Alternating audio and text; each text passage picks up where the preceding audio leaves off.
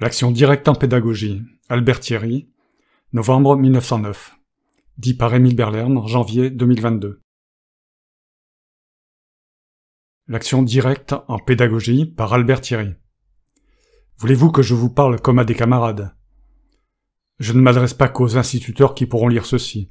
Je m'adresse plus droit, plus affectueusement aux travailleurs. Sans doute je suis un professeur, mais mon père est un ouvrier. Je me considérerais comme un ingrat si je n'étais pas révolutionnaire. Lisez cet article ainsi qu'une lettre. C'en est une. J'ai certainement quelque chose à vous dire de vos enfants, et vous aurez quelque chose à me dire, peut-être, de ma pédagogie. À l'école primaire supérieure de Voves, j'enseigne l'allemand, le français, la morale.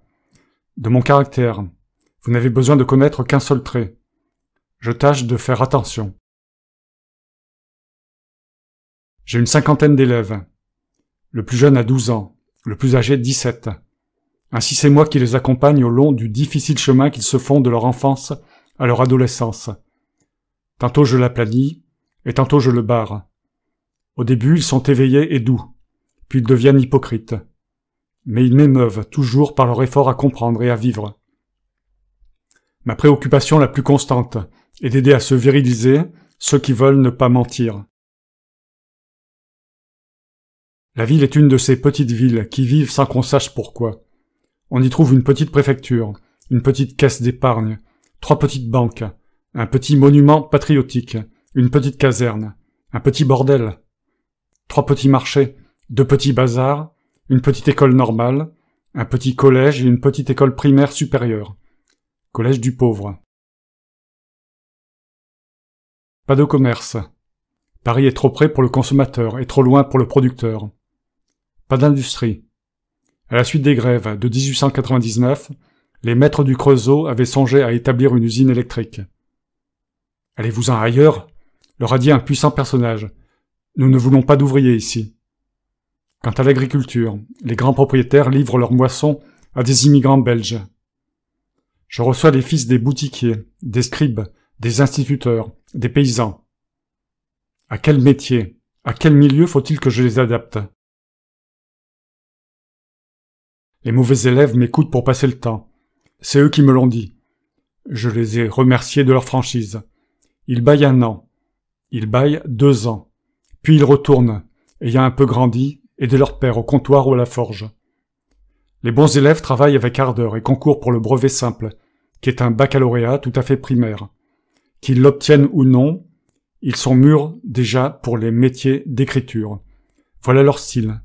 Pour les bonnes places où l'on gagne de l'argent, pour les fonctions modestes mais utiles de l'État. Et ils s'y casent. Les très bons élèves, enfin, se consultent à la fourche d'un double chemin. Ils entrent alors soit à l'école normale, soit dans une école technique.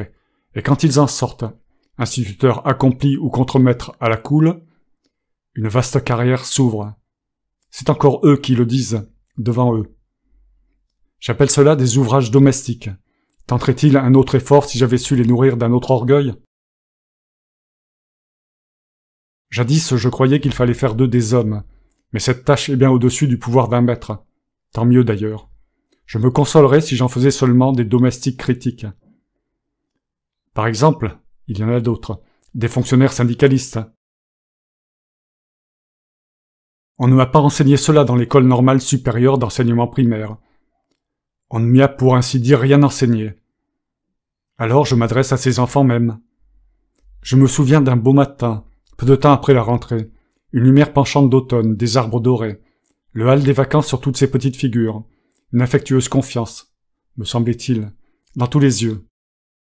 « Qu'est-ce que nous allons faire en allemand » demandai-je. Pivert ne savait pas où l'on parlait allemand, ni pourquoi les Allemands ne parlaient pas français. Il fallut expliquer cela. Ensuite, silence, long silence. Je l'interpréterai. Il paraît inutile à ces enfants qu'on leur enseigne l'allemand, car, après tout, ils vivront en France. Puis, pourtant, quelques voix s'élevèrent pour défendre les programmes. On fait de l'allemand à l'école normale, dit un, qui veut y aller. Et l'allemand, c'est utile à un voyageur de commerce, ajoute Pichonneau, qui rêve de le devenir. Je les regarde, l'un dodu, l'autre maigre, avec des traits faits à grands coups de sabre. Après tout, je n'ai pas le droit d'opprimer Tain ni Pichonneau. Mais les autres? Je reprends donc. Et comment ferons-nous? Ils réfléchissent là-dessus, et ils répondent. L'un voudrait qu'on lise un journal amusant. L'autre que je leur enseigne, en allemand, quelques beaux savoirs que personne ne leur enseigne en français. Par exemple l'astronomie. L'autre que nous expliquions des images. Là-dessus, j'ai repris la parole. J'ai fait ce que j'ai pu. Ça regarde l'inspecteur. Mais vous voyez que j'avais du choix. Je leur enseigne aussi à lire. Entendez, à comprendre et qu'ils lisent, à faire attention. Ils m'avaient réclamé ce tour depuis longtemps. Un mercredi, nous lûmes le journal. D'abord plusieurs journaux. Valentin, garçon rouge et subtil, m'apporta le matin. Je tirai l'Humanité de ma poche, et Renoir, 14 ans et un grand front luisant qui lui donnait l'air chauve, présenta le Petit Parisien. C'était au temps de la seconde grève des postes. Ce fut une belle séance. Au bout de 10 lignes, le Petit Parisien fut exclu à l'unanimité, comme trop dramatique. Une demi-colonne du Matin et un quart de colonne de l'Humanité comparurent. Hélas, il fallut conclure que l'Humanité était moins honnête que le Matin ce jour-là, car elle voulait nous cacher qu'on eut, à Belleville, injurié pour leurs 15 000 francs des députés socialistes. Si l'inspecteur était entré, il m'aurait trouvé mauvais esprit. Pourtant j'avais raison. Je me tenais au plein de la vie. Je distribuais à ses enfants. Les programmes me le recommandent. Des notions essentiellement pratiques. Que lisez-vous? Comment lisez-vous? Et faut-il lire? C'est un de mes métiers que de lire. J'aimerais vous rendre service en ceci. J'estime qu'un journal vrai ferait, en France, une admirable force révolutionnaire. Or, en lisant bien le journal le plus infâme, on lui arrache la vérité. Il y a des livres aussi. Un soir sur deux, nous pouvons inviter chez nous, vêtus de vert ou de jaune, les plus grands hommes qui aient vécu, et nous entretenir avec eux. J'aiderai mes enfants à se choisir ces amis sévères. Nous lisons bien. 2 heures par semaine, dit le programme. Seulement en guise de livre, il nous fournit un recueil de morceaux choisis. Un de ces bouquins bavards où les jugements sont établis pour la vie, et les idées les plus profondes exécutées en 2 paragraphes. Les notes y fourmillent sur les textes, et les dates où je ne sais quel numéro, au milieu des plus nobles poèmes, imitent le trou de la vermoulure. Le nôtre étant meilleur que les autres, et pire. Il est plus littéraire. Je revois toujours mon pauvre Godefroy, un maigre nabot au visage blême et ridé, écarquillé des yeux terribles en ânonnant. L'homme est un roseau pensant. Quelles œuvres acheter, pour les lire entières, pour les aimer dans leur passion et dans leur style? Faut-il que je sois seul à en faire la liste? Au moins, vous ne vous tromperez pas à ce discours. Si je parle ainsi de l'école de Voves, c'est que j'y vis. Mais je ne la propose pas comme une école modèle, ni comme une école rénovée. J'y fais ce que je peux, et je suis le premier à dire que ce n'est pas grand-chose. Un instituteur aurait plus à dire que moi, parce que les enfants qu'il a sont plus ignorants que les miens. Je voudrais seulement qu'il laissât la théorie pour s'appliquer à une observation patiente et humble. Peut-être vous faites-vous de fausses idées sur la morale. Vous y voyez la doctrine. C'est la nécessité qu'il faut y voir. Pourquoi nierais-je de la patrie, puisqu'elle existe? Légalement, économiquement, humainement. J'ai vécu 2 ans en pays germanique, et j'y ai surtout appris quelle propriété précieuse c'est que l'histoire de France, que la langue et la littérature française, que la méthode française de penser. Dirais-je qu'il ne faut pas voter? Qui vote n'est pas pour cela une brute. Qui ne vote pas n'est pas pour cela un malhonnête homme. Il me suffira de rappeler cette vérité. Je ne veux pas substituer un devoir contre-électoral au devoir électoral. Une des leçons qui m'a coûté le plus de travail est justement celle que j'ai faite sur les partis politiques, leurs journaux, leurs livres, leurs doctrines, leurs adhérents. Je n'ai pas dit qu'il y avait 10 millions de syndicalistes en France. Si nous étions tous d'accord pour faire la révolution, nous ne la ferions pas.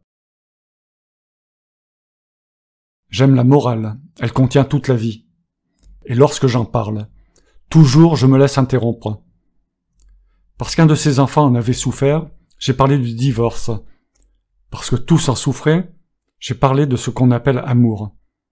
Je ne sais pas encore si c'est la plus courageuse tentative ou la plus forte sottise que j'ai faite. Je me suis adressé à ces jeunes garçons comme un père sérieux à son fils sage. Je n'ai pas menti, j'ai dit simplement « Voilà ce qui existe ». Mais j'ai ajouté « Ça peut changer ». Ainsi je ne consulte pas les programmes, cette cause est entendue. Je n'interroge pas les autorités. Je n'aurai pas une répugnance absolue à le faire, car je n'ai pas de principe. J'ai trouvé en arrivant un inspecteur tolérant, intelligent et bon. Il a pris sa retraite. Il ne lira sûrement pas ceci.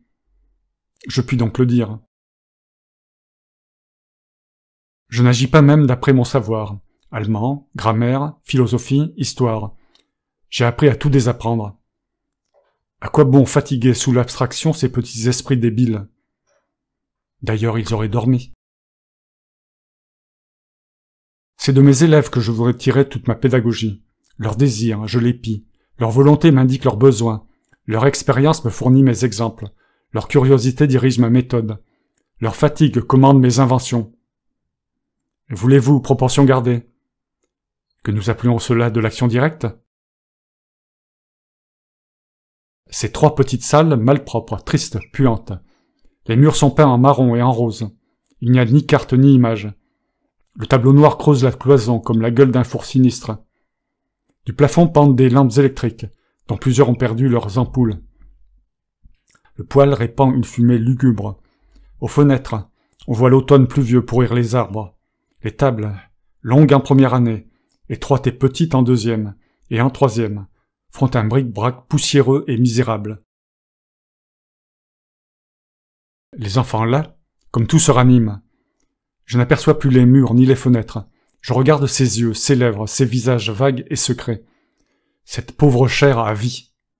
Ils s'efforcent, ils ont peur, ils s'amusent, ils s'endorment. Songez que leurs ancêtres ont peiné 10 000 ans pour découvrir quelques-unes des vérités que je leur procure. Songez que s'il me plaît, s'ils le veulent, je puis leur faire entendre la voix sévère de Pascal, la voix orgueilleuse d'Hugo, la voix justicière de Danton. Albert Thierry, novembre 1909, dit par Émile Berlerme.